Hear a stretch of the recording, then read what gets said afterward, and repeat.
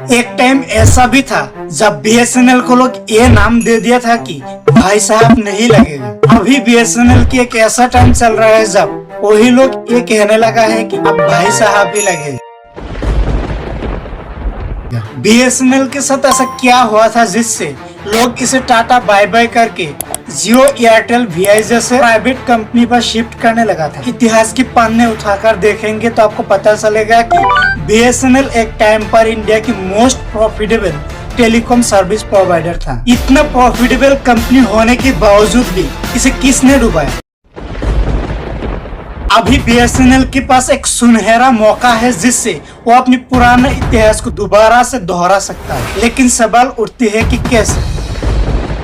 भारत संचार निगम limited BSNL एक government enterprise है जिसका इतिहास ब्रिटिश इंडिया से जुड़ा हुआ है। हमारे देश में टेलीकम्युनिकेशन नेटवर्क 19th सेंचुरी में ब्रिटिशर्स ने ही बिछाई थी। यह सुनकर आपको लग रहा होगा कि ब्रिटिशर्स ने टेलीकम्युनिकेशन नेटवर्क बिछाकर हमारे देश के लिए तो अच्छा ही किया था, लेकिन इसका रियलिटी बिल्कुल उल्टा है। ब्रिटिशर्स ने कभी भी हमारे देश की भलाई के लिए ये स्टेप नहीं लिया था, बल्कि वो ये चाहते थे कि न्यू टेक्नोलॉजी के थ्रू इंडिया में उनके एडमिनिस्ट्रेटिव प्रोसेस में इम्प्रूवमेंट हो, इकोनॉमिक ग्रोथ के लिए इसे यूज किया जा सके, स्ट्रेटेजिक मिलिट्री पर्पसेस में इससे मदद मिल सके, इंडिया को वर्ल्ड की और भी कंट्रीज के साथ कनेक्ट किया जा सके ताकि उनके बिजनेस एक्सपेंशन में हेल्प मिले। अभी आपको इतना तो क्लियर हो गया होगा कि ब्रिटिशर्स ने सिर्फ अपने फायदे के लिए ही इंडिया में टेलीकम्युनिकेशन नेटवर्क बिछाई थी। 1850 में ब्रिटिशर्स की टाइम पर फर्स्ट टेलीग्राफ लाइन कलकत्ता और डायमंड हार्बर के बीच बिछाया गया था। 1854 में टेलीग्राफ सर्विस पब्लिक के लिए ओपन कर दिया गया था। 1980s के बाद इवेंचुअली बीएसएनएल की फाउंडेशन की शुरुआत होने लगी, पर इसमें ज्यादा डिटेल्स में बात नहीं करेंगे। हमारे मेन फोकस बीएसएनएल की ग्रोथ, इससे रिलेटेड स्कैम्स और डाउनफॉल पर होगा। बीएसएनएल एक public sector telecom service provider है जो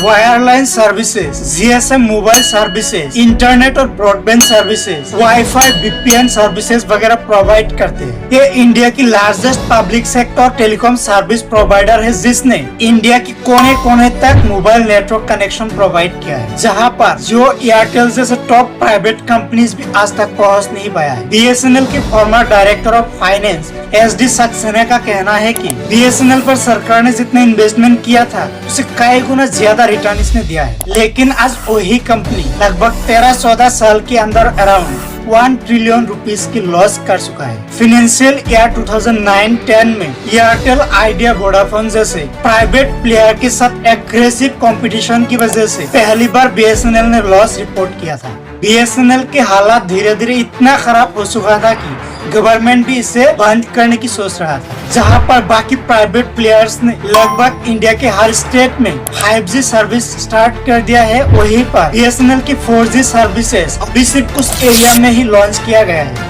आखिरकार बीएसएनएल की हालत इतना बुरा हुआ कैसे? इसका मेन रीजन है पुअर गवर्नमेंट पॉलिसी और स्लो डिसीजन मेकिंग। इसके अलावा बीएसएनएल के एम्प्लॉय कॉस्ट भी बहुत हाई है और प्रोडक्टिविटी सबको पता है कि गवर्नमेंट एम्प्लॉय की एटीट्यूड कैसा होता है। अभी सवाल आते हैं कि बीएसएनएल तो पहले बहुत अच्छा कर रहा था, लेकिन अभी ये सारे इशू एराइज ही क्यों हुआ? इसका साफ जवाब है स्कैम। बीएसएनएल ने अब तक बहुत सारे एलिजिड स्कैम्स पर अपना टाइम खो दिया है, जैसे 2G spectrum scam 2008, WiMAX scam 2011, tender irregularities early 2010। ऐसे बहुत सारे एलिजिड स्कैम्स अब तक बीएसएनएल में देखने को मिला है।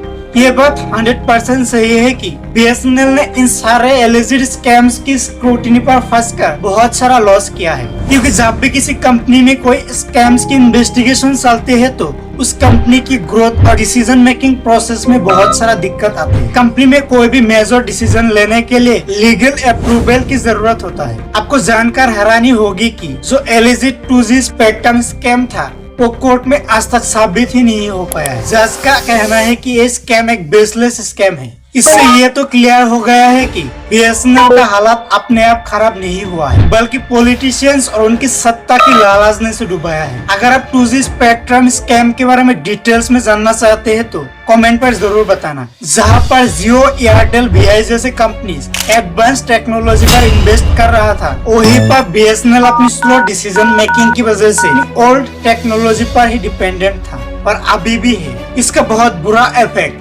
कस्टमर सर्विस पर पड़ा। BSNL की सर्विस से कोई भी कस्टमर खुश नहीं थे, जहां पर बाकी प्राइवेट प्लेयर्स को डायरेक्टली इसका फायदा मिला। BSNL की सर्विस से तंग आकर बहुत सारे कस्टमर्स बाकी प्राइवेट कंपनीज पर पोर्ट करने लगा। BSNL के हालात और भी खराब तब हुआ जब बाकी प्राइवेट प्लेयर्स इंडिया में 5G लॉन्च कर रहा था और BSNL अपनी 4G भी लॉन्च नहीं कर पा रहा। BSNL ने आज तक अपनी 4G ही ठीक से लॉन्च नहीं कर पाया। लेकिन अभी BSNL के पास एक सुनहरा मौका है। जिन प्राइवेट कंपनीज की वजह से BSNL के आज ये हालात है, उनसे रिवेंज लेने का ये सही टाइम है, क्योंकि जियो, एयरटेल और VI जैसे प्राइवेट टेलीकॉम सर्विस प्रोवाइडर ने अपने रिसर्च प्लान में 20% से लेकर 26% तक बढ़ोतरी किया है। और इन सारे कंपनीज की इस बढ़ोतरी को लेकर पब्लिक बहुत ही गुस्से में है।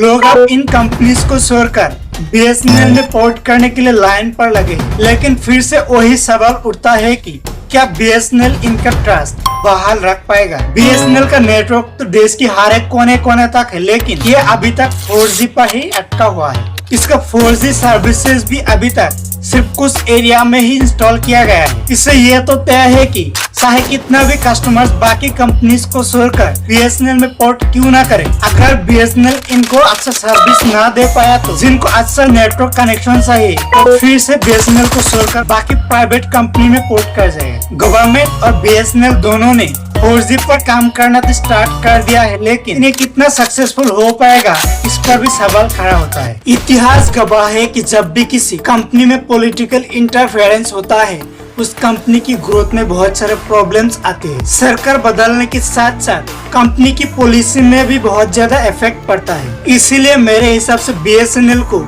एक इंडिपेंडेंट कंपनी के रूप में काम करने देना चाहिए। कुछ ऐसे पॉलिसी लाना चाहिए जिससे BSNL पर कोई भी पॉलिटिकल इंटरफेरेंस ना हो, ताकि ये इंडिपेंडेंटली काम कर सके और प्राइवेट कंपनी की तरह ही ग्रोथ कर सके। इसके बारे में आपका क्या कहना है, कमेंट पर जरूर बताएं।